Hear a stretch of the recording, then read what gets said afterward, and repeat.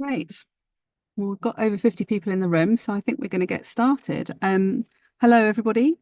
Welcome to ReLondon's most recent webinar on the power of repair. Part of the reason why, or the main reason why we're running this today and this week is that it's Repair Week, which I'm hoping that you all know about. Um, it's been the biggest and best repair week so far, and there's still a few days to go. I hope some of you have had a chance to come along to some of the events during the week. There's over 230 of them happening across London, and everything from sock darning to furniture upcycling, from changing an inner tube on a bike to fixing, I don't know, your 1980s overhead projector if you have one. If you would like to attend any of those or find out more, then have a look at the London Recycles website, which is londonrecycles.co.uk. Also this year, Repair Week's gone national. We're very excited to say it's happening in Manchester, which you'll hear a little bit more about in a bit, in Liverpool City region, in Belfast, Cardiff, County Durham, and across the whole of Northern Ireland. So there's no excuse not to find something to attend if you live in any of those cities or areas. So today in our webinar, we're going to be exploring the role of repair in people's lives. So how it helps people save money, how it can help us lead more resilient lives and get new skills, possibly even jobs in the sector, make connections in our community, and ultimately reduce consumption and waste, which is what it's all about for us. We'll discuss what's needed to grow the repair movement, including better incentives for both business uptake and citizen uptake in repair. We might touch on improved infrastructure for repair businesses, possibly, and ultimately what we need to do to increase the overall amount of stuff that gets repaired. We'll have 45 minutes chat with our panelists, and then we'll have a chance about 15 minutes at the end, hopefully, for Q&A. Just a quick bit of admin on that. You'll see along the bottom, for those of you who aren't familiar with Zoom webinar, that there are two buttons that you might be able to use for doing that. One is a chat button, one is a Q&A button. Please use the Q&A button to put your questions in. We are brilliant people, but we are not able to look at 2 or 3 channels at once. So we'll be looking for questions in the Q&A. And if you want to chat amongst yourselves in the chat function, that's entirely up to you. So thank you. Right, let's crack on, shall we? I'm really delighted today to welcome representatives from local government, from a repair lobby group, an activist group, and from a business that is built entirely on repair. So let's invite them into the room and hear from them to find out who they are and what they do. Welcome, Fiona, Sean, and Emily. Lovely to have you with us. I'm going to go round the screen from what I'm seeing and ask you to introduce yourselves very quickly, if that's all right. Fiona, do you want to start? Hi, I'm Fiona, one of the co-directors of the Restart project. We basically exist to try and keep electricals in use for as long as possible. So we're real champions of repair and reuse. We work with a lot of repair cafes and community repair groups, but realise quite quickly that there's only so much you can do when you're catching this kind of avalanche of stuff, of broken stuff that comes at you. So we also campaign so that things don't break as easily and that when they do break, they're easier to fix. Fantastic. Sean, do you want to go next? Hi everyone, I'm Sean Bookless. I work for Recycle for Greater Manchester. We are Greater Manchester Combined Authority, or GMCA's Waste Disposal Authority. We're the biggest waste disposal authority in the UK. We deal with waste from over 1 million households a year, and kind of have 20 recycling centres. My role there is in the comms team. I'm Senior Campaigns and Behavioural Change Manager. And kind of my main aims are getting people to recycle more, recycle right, and also waste less, which is why Repair Week works so well for us. It's become a really key part of our year. And we're delighted to be, this is our 3rd year, and we're delighted to say it's going really well. And you might recognise Sean, for those of you who watch daytime TV, from BBC Morning Live on Tuesday, in which he was there with his blue hard hat representing us all, which is brilliant. Emily, you're next, please. Hi everyone, lovely to meet you all. I'm Emily, I'm from SOJO, and SOJO is a startup that is essentially trying to modernise and digitise the tailoring and repair industry. We do this by working with brands to power their repair services, and our brands kind of include Selfridges, Ganni, M&S, Arquette, Paul Smith, Reese. We've really grown our brand partnership list recently, which is really exciting. And we're all about trying to make repair accessible and mainstream, especially for younger generations. Fabulous. Thank you very much. So I'm going to start with a question for all of you.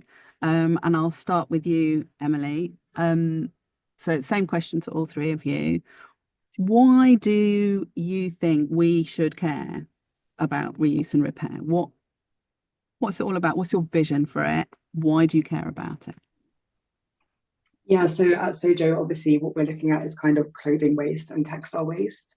And when it comes to textile waste, our levels are absolutely extortionate. I think we kind of use a stat sometimes, which is really shocking and kind of helps people conceptualize it. But if you were to put the entire population of Europe on a weighing scale, that is not even as heavy as the amount of clothing waste we dispose of every single year, which is just absolutely insane. And a lot of this goes towards the global south and becomes their problem. And what we're trying to do here is try and make a culture of care around clothing and essentially view clothing as something that is meant to be loved and become forever items in your wardrobe and not something which is disposable and throw away. And so, we're trying and make, get rid of disposable culture being the norm and think about how we can inspire people to view their clothes to be loved for a lifetime. Thank you. I've not heard that stat before about the whole of the population of Europe. I've heard a lot of stats over the years, but you're right, that's quite a shocking one for me to hear for the first time. Oof. Fiona. Well, I'm gonna try and match that stat with so electrical waste is one of the fastest growing waste streams, and the amount of electrical waste we produce each year is globally weighs more than the Great Wall of China. So that was something that kind of made my jaw drop when I heard about it. And we in the UK are doing really badly. We're the second highest producers of e-waste in the world, if you look at it per person. So so that's the e-waste side of things. The other side of things is that so much energy and resource goes into our products. So we're talking critical raw materials, all of those rare earth minerals that we're hearing about. That there's all sorts of deals going on with Ukraine. Like, they are in our products that we're throwing away. So we need to keep those in use. But also the energy. If you look at things like smartphones and tablets, 80% of their energy use in their entire lifetime happens before it even gets into your hands. So with so much energy and resource going into our products, we need to keep them going for as long as possible, and repair is crucial for that. Fantastic. Thank you. Yeah, it's very topical, the issue about critical raw materials from the news right now. Sean, you have I'm guessing a different perspective, sort of community up perspective on this one. What makes repair so important for you? I think, like, I would say I'm an optimist, but I feel like if we don't sort the kind of consumption problem out, we might be screwed, and I think it's something that we really need to get our heads around. I think overconsumption is causing 45% of greenhouse gas emissions, and I think Fiona was saying they're from sourcing, mining, transporting, producing, and then the whole waste disposal part of it, where it just seems to then linger around for a really long time. And I think the UK is really central to this problem. So I think the world is using 1.7 Earths every year in terms of the amount of energy. The UK, that's 2.6 Earths. So we're kind of part of the real kind of problem. I think for me, we need a radical change in consumption behaviour. And repair gives me a little bit of hope, because it's something tangible that people can do. It reiterates how important an individual item is. It's something you can do with your hands. It's I think, I'm sure we're going to hear about all the benefits of it today, but I think it feels like a really key part of the solution, and I think that's why it's so important. Yeah, I agree. I mean, we've all touched on sort of the slightly shocking, frightening, slightly gloomy aspects of the reasons why we care about repair. But there's obviously a real opportunity, isn't there, in repair for us, sort of economically, socially. There's some real positive opportunities for us in this. Emily, in terms of business, obviously you're a business that's built on repair. What do you see as the opportunities here? Yeah, there's definitely lots of opportunities from like a business point of view with fashion brands particularly, and a lot of the work we've done is also about kind of proving that ROI, like return on investment for our brand partners, to show that circular business models and circular initiatives actually do help brands bottom lines at the end of the day, especially when we're in like tough economic situations. That's really important to brands. And it can be in a few different forms. I mean, one of them is kind of customer loyalty and trust. So one of our key brand partners, almost half of the customers that use our repair service are their loyalty members. So it kind of goes to show that by using a repair service and encouraging customers to buy into their repair service, it does help brands' long-term trust and relationship with their customers. And kind of feeding into that is also kind of brand perception of being more sustainable. We've done kind of like customer feedback surveys where people have reported saying, I think upwards of 90% of respondents said for one of our brand partners that they viewed the brand to be more sustainable having used the service, which for brands in this kind of like current state is really, really valuable and important in terms of perception. It does also go beyond just kind of like perception though, into like unlocking revenue through damaged stock, repairing items. We can get items back on shop floor that would otherwise be thrown away, and that can be thousands of pounds worth of stock that can be unlocked for brands. Yeah, that feels like there's just money going down the drain with things like returns that are damaged or all of that stuff that we hear about in the textile industry all the time. Can make much better use of. In terms of the opportunities for you, Sean, in a sort of local government context, you presumably have a lot of stakeholders who see repair as something positive for them and their communities as well. Like, what are they using it for? Where do you see the opportunity for your stakeholders? I mean, I think it's really about supporting residents that might need a bit of a hand up. And I think our stats that we've been using for Repair Week this year show that over £1 billion of items were binned last year that could have been repaired. And that's about £480 per person. And I think none of us would turn down that money. And I think for some individuals that'll be kind of way more than that 480 figure. I also feel like we're at such a unique point in time in that I think buying secondhand always used to have this stigma attached to it, and it seemed like secondhand second best. But I now, when you look at things like Vinted and Facebook Marketplace, people are buying secondhand, and that is a really big part of the repair kind of economy, because people are buying things and thinking, I'm going to dye that, I'm going to sew some studs onto that, or I'm going to upcycle this kind of bit of furniture, and it's going to be unique, it's going to be different to me. And I think it would feel that we have this opportunity now where we can talk to people that are being quite receptive. And I think to me that's just the biggest opportunity. It's like people are open to this message. I think they are. And in terms of that sort of wider policy and lobbying landscape, Fiona, I mean, you're clearly seeing opportunities there, aren't you? We are, and we definitely have more opportunities now. There's not very much has happened with policy, but there is currently a circular economy task force meeting, which is being seen as a once in a generation opportunity to shift our system much more towards repair and reuse rather than just recycling. But one of the areas where there's a lot of momentum is around the jobs that you could get through repair, and there are estimates that kind of we'll need 20 to up to 80,000 jobs in the next 15 years just to meet our net zero requirements. So that's loads. And then and the other interesting thing about the jobs is that they're really decentralized. So they're not all kind of focused in one area, but they're spread out throughout the country. So that's a real benefit, but it will only happen if there are policies to really stimulate the repair economy. Yeah. What kind of policies are we talking about, Fiona? I mean, where are you? What kind of policy asks are you putting to various groups and governments?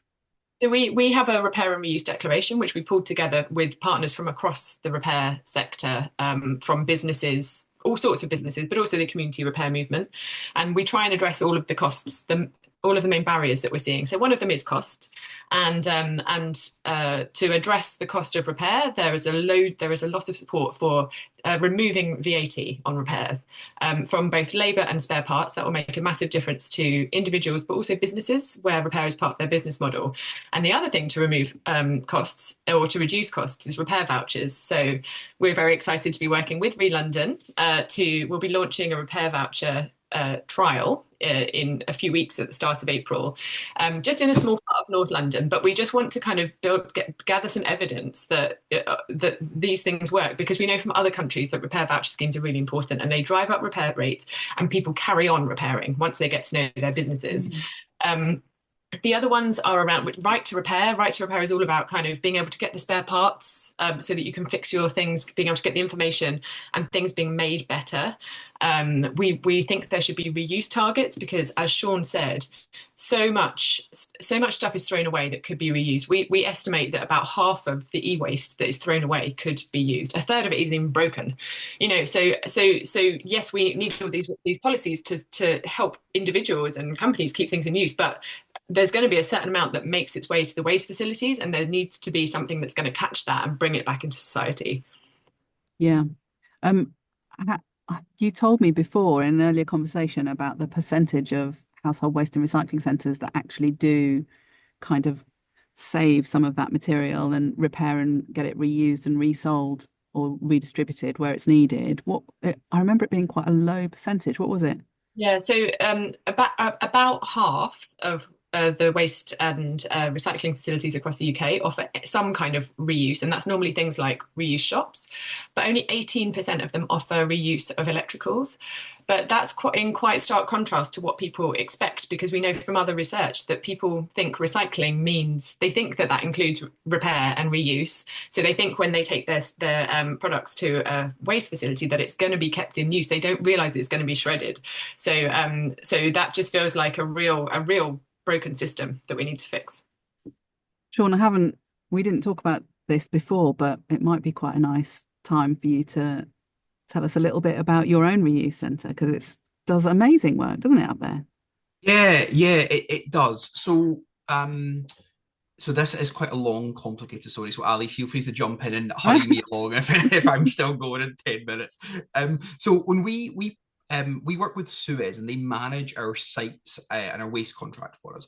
And when we procured that kind of, say, 7 years ago or so, social value was a really important part of that. So 15% of the value of the contract had to be social value, and that's about giving back to the community. And one of the things that we kind of worked on together was building this Renew Hub, and it's the biggest reuse and repair centre in the UK and one of the biggest in Europe. And it's what happens is we've got 20 recycling centres. Residents take items along that they don't want anymore, but that they think are still worthwhile for someone else to have. So it could be furniture, sports equipment, books, garden equipment, all that sort of stuff. That's then collected and taken to our Renew Hub, where it's sorted, and we've got 4 repair pods there. So we've got one that does electricals. So I'm glad you're here, Fiona, because we do it in Greater Manchester. One for furniture restoration, one for upcycling, and one for bikes. And those items are repaired. Sometimes it's a quick polish, sometimes it's a complete new lease of life, and then they're sold within 3 shops that we have, or that are based on recycling centres, as well as an online store. And that money, all the money raised from that, goes to charity, and 3/4 of that money goes to our own community fund called the Renew Community Fund. And we're just changing it this year a little bit to actually make it more kind of further up the waste hierarchy. So when the scoring system happens, if you are doing things around repair, you're more likely to be funded. So it's like a really nice circular story where items are being put to good use, they're going to good homes, and the money's going to fund new amazing work. Yeah, it's a great system. It's a great story. And it's probably worth just saying that in London, the North London Waste Authority's Community Fund is funding our repair voucher pilot that Fiona and the team at Restart are leading. So it's a similar model. But it feels like there's definitely a really strong role for the public sector in helping some of this get off the ground, maybe supporting the infrastructure and the hubs that are needed. Emily, what's your view on the role of industry and business here? What could you do as part of the whole system? Mm. Yeah, I think we kind of have a interesting and maybe slightly unique perspective on this because we started off initially as only being direct to consumer, so we didn't have any brand partnerships. And we that was how we went for the first like 2 or 3 years of the business. And one of the major challenges we faced was just this changing consumer behavior, which is quite hard from bottom up.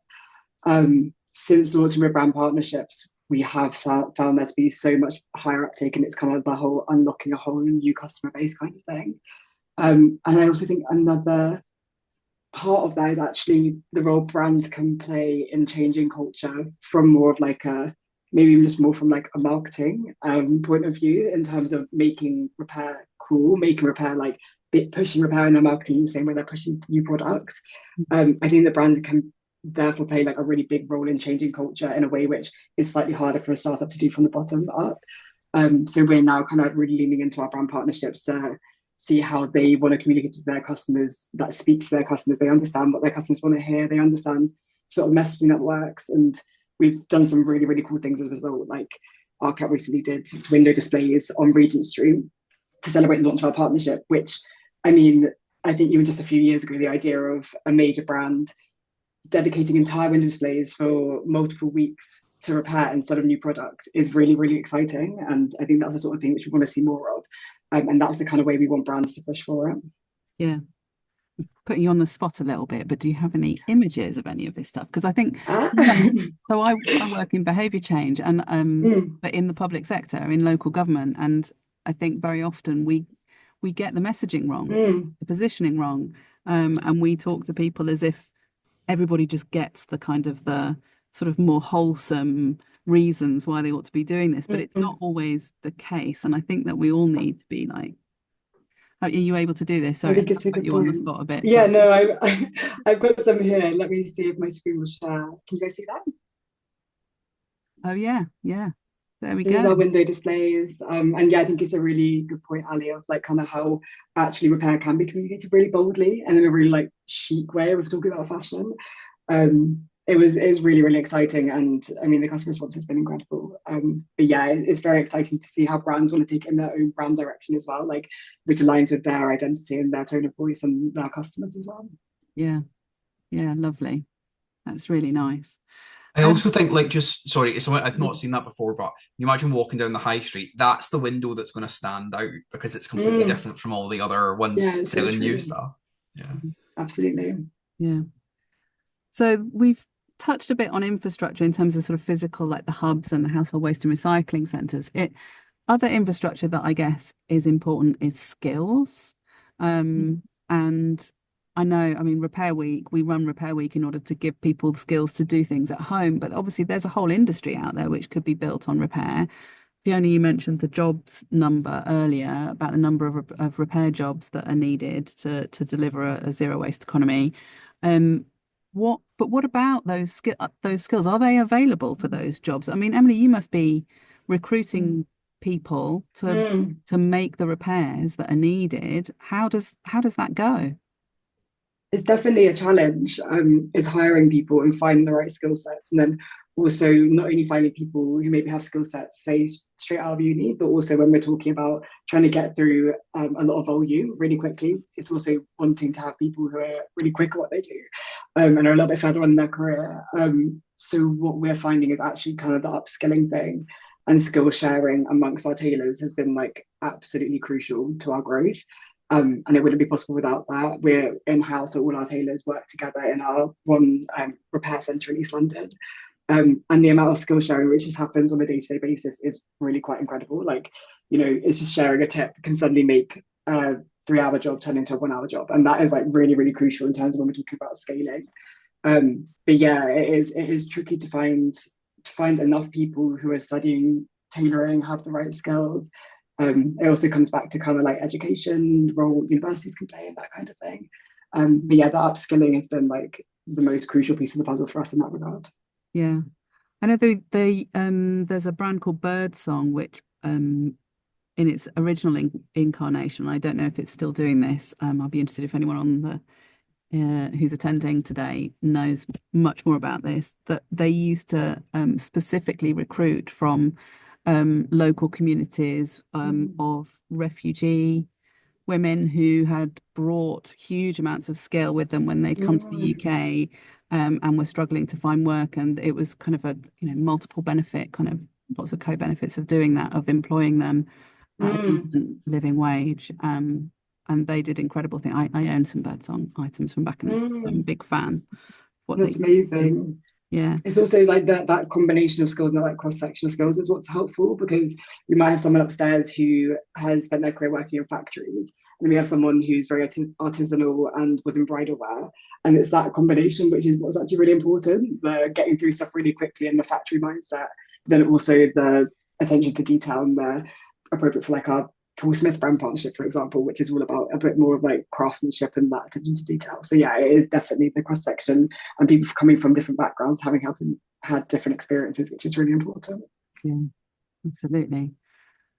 You used to have a bunch of fixers, didn't you, Fiona, working with you on the restart parties? Do you still recruit them and get them involved in it, or have they kind of devolved to No, independent groups now? we do, and that's one of the brilliant things about repair cafes, because the participants that come get to see what's being repaired and learn a bit along the process. But you can really see all the volunteers learning from each other, so they'll chat to each other and kind of get tips. So that made me really think of that when you were talking, Emily.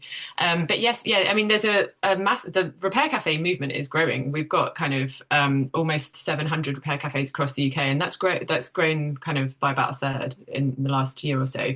So that with that comes all the volunteers that are learning from each other. But yeah, there's also a real skills issue, particularly with electricals, as you can imagine, because there's a lot more kind of confidence and expertise needed.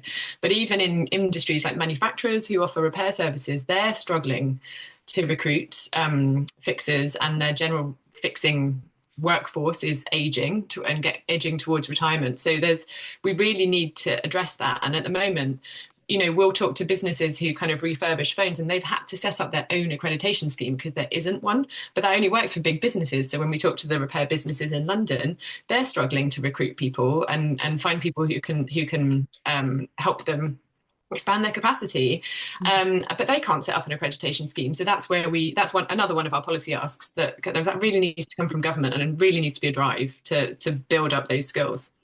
Yeah, interesting. Because we quite often hear from the small businesses that we work with that they would, rather than have, in lots of areas, rather than have an accreditation scheme for various circular skills, they'd rather train people on the job. But I can see that with something like electrical repair, it's a slightly different beast, isn't it? So it shows that you have to take these different material streams and these different requirements kind of one at a time almost, to make sure that you get it right specifically for the thing that you need to address. I'm going to move on to some questions about funding. Sean, how easy or not do you find it to get repair-based activities funded from your organisation? I think a lot of money seems to come from like that circular model. I think one of the challenges for us, because we're in a combined authority and there's all these competing priorities, and the government sort of really focused on an agenda of growth. And I think, a couple of years ago we tried to run Keep Britain Tidy's campaign, Buy Nothing New Month, and there was some quite ashen faces around our offices in the economy team who just thought, well, this is bad for the economy, it's bad for the local high street. And we had a bit of a push and pull kind of moment. And actually, we found them much more receptive to the idea of repair, because, we've got a repair directory on our website mapping all these small businesses and local kind of opportunities. And I think we've already spoken about the potential for growth. So actually, it's like showing the value is just the best thing we can do. Yeah. Yeah. Is there fiscal policies? I mean, we talked about that, Fiona, but do you see funding coming in the direction of this world? No, no, is the short answer. But I mean, even just as an NGO, where we try and get a lot of trust funding, and if you look at where all of the environment capital funding goes and kind of how much goes to different types, consumption and waste is right down the bottom, and it's just really not even recognised as a thing that needs to be funded. But also, I mean, what we need is kind of really big institutional funding. So, for example, if you look at repair vouchers, the most successful scheme is in Austria that's been running for a few years, but that was funded by a COVID grant, so that's not sustainable. But in France, they've set one up that's funded by extended producer responsibility, which is what manufacturers and retailers pay into. So that's much more sustainable. So we need to be looking for those sustainable sources of finance that kind of feed themselves and they're not kind of dependent on handouts. Yeah, I think that's true. And I think it's not just about repair and consumption more generally and resources that doesn't get funding. From my own perspective, I find that behaviour change is really, really poorly funded, really poorly understood. And I think that a lot of the work that we do around repair at the moment, and I think we're hoping over the next year or two to change that. And the starter is with the repair voucher scheme, but a lot of it is behavioural. It's like Repair Week, which is very much a kind of communications and engagement campaign to get people out there and doing it. So yeah, more funding for that, please, if anyone's listening who's got some money in their pocket. Emily, in terms of business investment and small businesses getting started, the different kind of waves of funding that you need, how did that go for SOJO? Do you know? I know that you're fairly recent to SOJO, so may not be kind of completely all over the history of it, but how does it feel in investment world? Are people willing to invest in repair businesses? Yeah, so a few years ago now, I think it was 3 years ago, SOJO raised over 2 million, which was really exciting. We are like a venture capital backed business, and investment is really, really important and crucial to our growth. As an operationally complex business with a lot of overheads, having serious investment is just really, really important for us to continue what we're doing. I think it's exciting because traditionally circular businesses find it difficult to receive investment. But I think that even us raising that a few years ago is a sign of times changing and investors being able to see kind of, where circular businesses can start making a return on their money. And also I think that there's more funds that have been recently set up specifically for circular businesses, which is really exciting. And is something which we're going to be looking to do in the next year or so, raising our next round of investment. But it's so important, and it should definitely be recognised as a really valuable and lucrative way for investors to get their money back. Yeah, absolutely. I do wonder if the more pressure there is on global supply chains, and we're all seeing it at the moment, the more critical it's going to be for both government intervention and business investment. And the shorter the supply chain, the better in this instance, probably. So repair is going to help with that and mean that our reliance on all those critical raw materials and other things, other supply chains is less and less important. Right, I'm going to finish this discussion part of the webinar with a question that I'm going to come around to all of you one at a time, which is basically, if you could ask for one thing, either from the public sector or the private sector, from policymakers, investors, or even citizens and community groups themselves, to drive the repair movement, to make repair much more mainstream, what would that one thing be? I think I might start with, I'm going to start with Sean.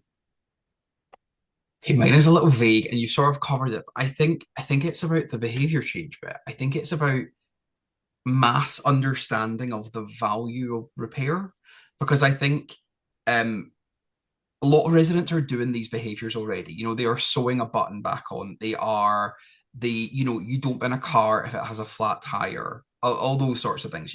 People are doing these things, but I don't.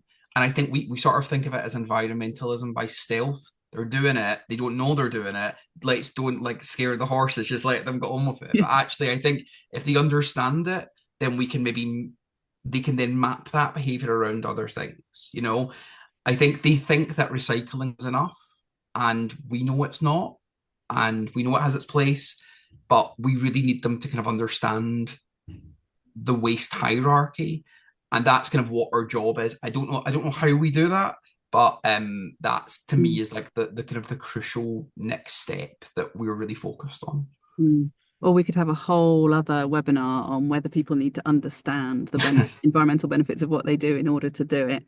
Yeah. We could have a big behavioural one on that one day. But And yeah, I think my mind changes on it every couple of days as well. yeah, yeah, But yeah. right now, I'm mid repair week. I'm thinking it would be great if everyone got this. Yeah, yeah. Yeah. I mean, I think we always come at it from a sort of this is a great way of learning new skills, meeting new people, saving some money. Oh, and by the way, Yeah. if you're interested, it's all good. Yeah. Because Um, the people that are doing it already know that for that reason already know the benefits of it. So yeah. yeah, yeah, I guess. Yeah. One for another conversation another day, I think. Yeah. Emily, what would be the one thing that you would want someone in the world to do to make repair mainstream?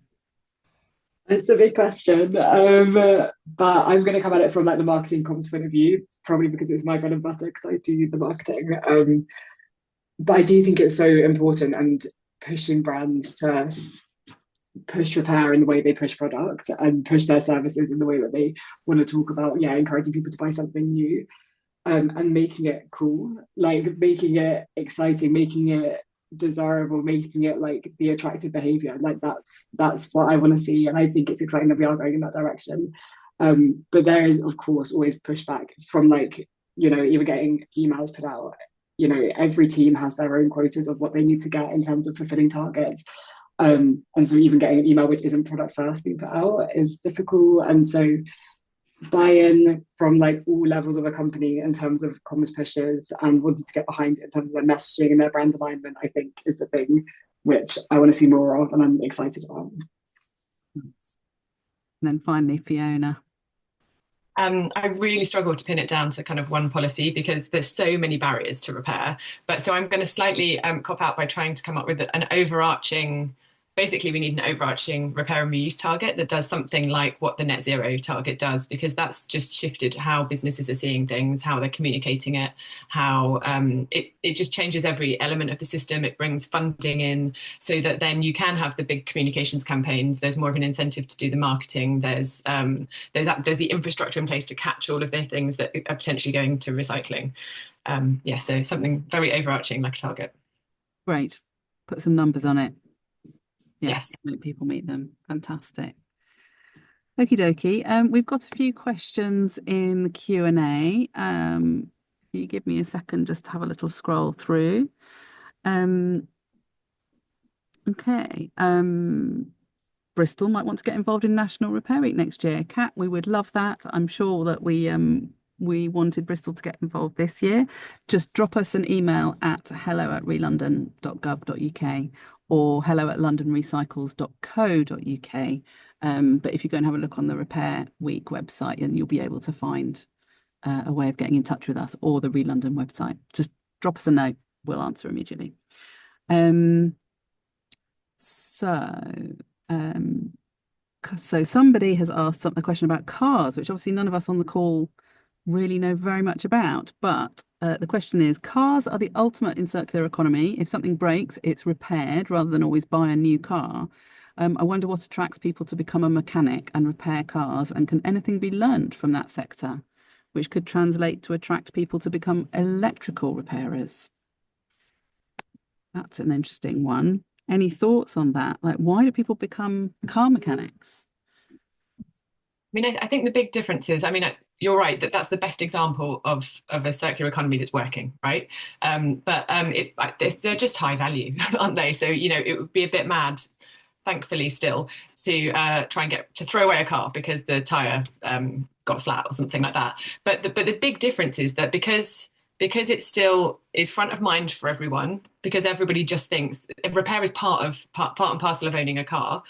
First of all, people think of it. Second of all, there is the infrastructure there. So when you think of it, there's somewhere to go, and then there's competition to lower costs. So I think that it's attractive because it's visible. it's visible, and that's it's actually a separate question about kind of how you make repair jobs attractive, and there has been some research on this, and people think kind of jobs in repair and waste, they think of it as dirty and kind of it's not attractive at the moment, whereas a mechanic is a profession. It's part of community and society. So it's kind of it's one of those things where we need lots of different things to get to the point where repair jobs are visible and present enough that people want to do them. I mean, Sean, presumably in talking to the people at your reuse hub, there's reasons why those people are working there, isn't there? What is it that attracts them? I think part of it is that they don't want to sit at a desk all day as well. I think we've got like a whole load of apprentices, and some of them have gone through like a university model, and they've realised the bit they enjoyed the most was the hands-on bit rather than the other things. And I think that really appeals to people. I think as well, look, in terms of that mechanic thing, I read something recently, and it was like, if your job can't be done by a bear in a children's story, it's not a real job. And I think mechanic is just like front and center of that, isn't it? Like you know, people know mechanics. It feels like something attainable and achievable that they can do. Yeah. But I've also got a slightly sort of flip of that, which is, so many years ago, I trained as a garden designer, and I briefly looked for bits of gardening work and found that people don't want to pay very much to gardeners and garden designers because they think they can do it themselves. And so they can't understand why they would pay a decent wage to somebody who's trained for 3 years to do this stuff in their garden. And I think the same is true of car mechanics. It's like, I wouldn't want to mess around with a car. I think that, I mean, sorry, the opposite is true. I wouldn't want to mess around under the hood of a car. I'm terrified of what could go wrong and the damage that I could do both to the car and to myself. But yeah, there's this weird sense of, oh, I could do that or I couldn't do that. And yeah, I think that mechanics, there's this perception that because they're highly skilled that they'll get paid a decent salary as well. So yeah, I mean, Fiona, we found, haven't we, that there's not that many people mending kettles and toasters out there. Yeah. But they are mending phones and laptops. Yeah, again, it's about the value. So there's a decent repair and reuse economy around phones and laptops, and you know it's much more kind of normal to get secondhand phones and laptops now. Same for white goods still, like fridges and dishwashers and things like that, both because they're high value. So it's just basically, once you get to the product where it's such a small amount to buy new, that's when it gets really hard to justify repair. So you think kettle or toaster you can buy for about a tenner. So and we know that people tend to only they only want to pay about 30% of the cost of a new product for repair. So if you're getting into buying a new toaster for a tenner, you're not going to be able to get a repair for £3, are you? Whereas things that are slightly more expensive, like vacuum cleaners, lamps, coffee makers, there is a bit of an industry around that, and it's just the poor kettles and toasters that just fall through the gaps, and that's where repair cafes come in really handy, because it's a free repair service essentially, and you, if you really want to keep those things in use for longer, you can. Yeah, so there's a role for both kind of private sector and sort of community repair.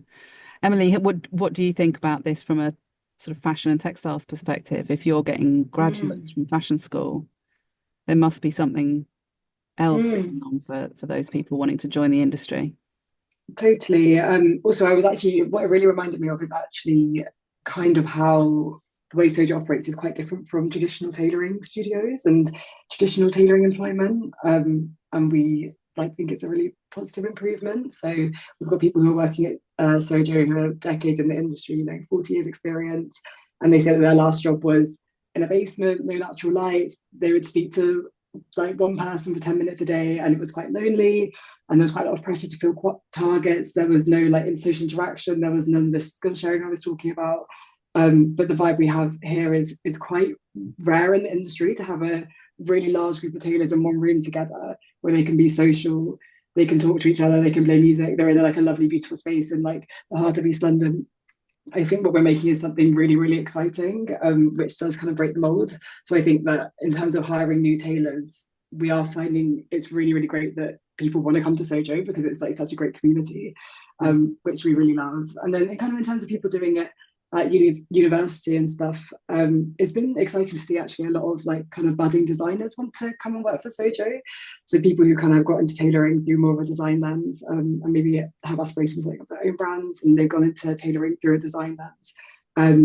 That's quite exciting as well. That there's really quite a lot of people who are still interested in that, and that's where skills are coming from. It sounds, your studio in East London sounds like a place of heaven for me. It is lovely. It's really lovely. Yeah. We've got a question about the role of technology in supporting citizens. So what was your experience, Emily, in developing an app? Obviously you moved from direct to consumer to going through brand partnerships, but how did that app thing go for you? Yeah, so the way we function now is it's still very much digital. It's just a different customer journey where we have a branded booking portal, which isn't actually an app, it's just it's on a URL. And brands will link customers to visit their booking portal, which will be Ganni branded or Arcat branded or Reese branded or whatever. And I mean, the whole founding story and intention of SOJO was to make repair as easy as buying new. So you can do it from your sofa at home, you can have it delivered to your door, you can have it collected from your door. And digitizing is a really, really key part of that. So many other industries are fit for Gen Z and fit for the digital world and have been modernized in that way. And I felt that tailoring repair wasn't there yet. So that's exactly the intention of SOJO, is to make it fit into our everyday, digitized online lives. Yeah. Great. There's a slightly off-topic question on secondhand about stigma. Sean, you mentioned a bit of a stigma about buying secondhand. And someone's asked, how can we keep reducing this further, including, for example, breaking down stigma of buying secondhand gifts, which I think I have had a friend buy entirely from charity shops at Christmas before as a kind of principle. I think you're probably the best person to answer this one, Sean. Have you got any thoughts on how we can get people doing that? It's always one of our key messages at Christmas, like about buying, like the stigma of that. And I think the way we try and say, if you've got a friend who is quite interested in the environment, if you get them a secondhand gift, you're really gifting them something twice, because you're also gifting them the gift of the knowledge that that thing wasn't bought new. I think it's about quality of items as well, and I think there's so many good second-hand items now that I think that sort of lessening the stigma. Like, I always buy one of my friends like beautiful second-hand books because they look great, they cost a fiver, and I would not spend 30 quid on them or something. So I think it's about the value of the cost that you could spend versus the amount of money you'd cost to buy it new as well. You could always, of course, offer to repair something for somebody if you've got skills, which is go on. Can I come in on that one, just because it's a bugbear of mine, where I kind of my family is used to getting secondhand presents from me, but it's when you have to get presents for your kids' friends and you know that they're going to get 30 presents and forget about them next week, and that's when you can't buy secondhand, because it's there's this stigma. I do actually, if I can find secondhand books that look new, I'll do it, but what I've tried to do is kind of, when it's my kid's birthday, say secondhand is great, and there's a few people that I know that they will get us vintage presents and we'll get them, but what I'd love is if there was kind of like an influencer or someone like quite famous who made a thing, like just someone who came out and said, no, I'm only going to get secondhand products, and then other people would start thinking that's okay, because it's social proofing, isn't it? Yeah. It's back to Emily's point about making repair cool. It's making secondhand cool. Yeah. Which I think, compared to how it was 20, 30 years ago, there's been a huge movement on that through things like Vinted and eBay and Depop, etc. So, yeah. I think there's something about finding the way into someone as well. So if someone likes quite unique things, then there's a benefit to buying them something new, because it's not just from IKEA or something as well. I got a chest of drawers from our Renew Hub a couple of years ago, and I was like, one of the drawers was jammed and I was opening it, and then it was like someone's holiday photos were in it, and it had been the person that had owned it before, and I think I just thought it was really, really lovely knowing that it had a life before me. Yeah. Absolutely. Absolutely. And there's a question. This is quite an interesting and challenging question from Marta. We promote repair in a country that doesn't design or create or produce the majority of the equipment that we buy and use. So is repair just a quick fix? Because we're just fixing the stuff. We're not fixing the whole system. What can we do systemically? What's the, is it a problem that we're just fixing the stuff and not the system? Or are we fixing the system in some other way? I'm going to ask you, Fiona. It's quite I a think complicated I think I think fixing the stuff is a small act of fixing the system, right? We all have to do that. We can't, even if we had policies that were perfect, we would all still have to fix our stuff. So that's important. But I often think that if everyone could get into the habit of kind of telling manufacturers and retailers when things are broken, every single time something breaks, whether they're going to kind of get grumpy with them and like ask for a repair, or just let them know. So there was just this constant stream of kind of well, actually I should be grumpy, like constant stream of irritation coming back to manufacturers. So they're just noticing the frustration that we all feel, and we know that we all feel it. And there are stats to show that most people hate throwing away stuff that they know could be fixed, and manufacturers need to feel that. So I think that's another way of having systemic impact. Yeah, I agree. Yeah. Any other thoughts from Emily or Sean on systemic change versus one act at a time? I don't. I was going to say there should be a hashtag for that so that anytime so that you can see the amount of stuff, like, and we'll be naming and shaming brands that make kind of inferior products. Yeah, it would be great, wouldn't it?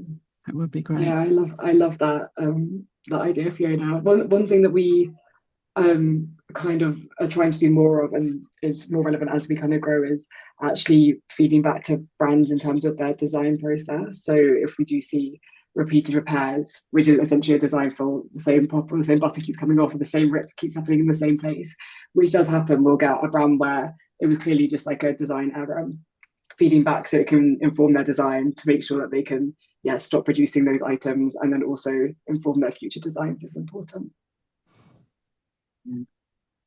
Absolutely. Right. I think I'm going to draw it to a close. Thank you so much to everyone who's attended, and to our fantastic panelists, Fiona, Sean, and Emily. Thank you for joining. A huge shout out to all of our community repair cafes, to our shops across the cities that are involved this year who are running events and workshops, to everybody running stuff during Repair Week this year. It's an incredibly, the growth of it this year is, I mean, it's grown year on year every year, but this year it's just astonishing how big it's got. So thank you for all of your support and your input, everybody who's joined today and who's taken part in Repair Week. We are a very happy team here about how well it's all going. So thank you very much. Have a lovely rest of Repair Week. There's still a few days to go, and some events in London running on until the next couple of weeks. So take a look at londonrecycles.co.uk and find out more. Thanks, guys, and see you at the next one. Thank you. Thanks. See you guys.